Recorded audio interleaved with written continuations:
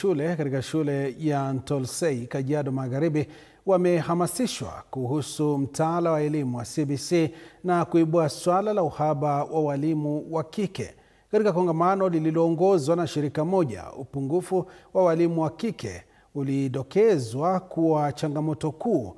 Kwa mujibu wa afisa wa shirika hilo, Ali Letura, swala hilo limechangia wasichana kuaibika haswa wakati wa hedhi, kwani wanakumbwa na aibu na kushindwa kujieleza kwa walimu wa kiume.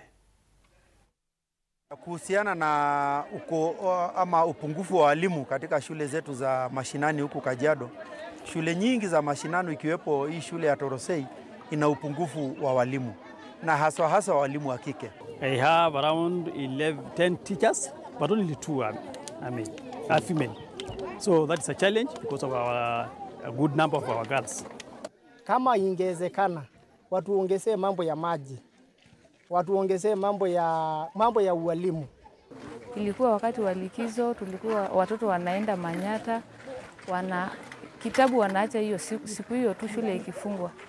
Lakini vile tumepata hiyo elimu, tumeona masomo kama imekuwa ya muhimu. Tuangazie mengine. Kufuatia tangazo la kusomwa kwa bajeti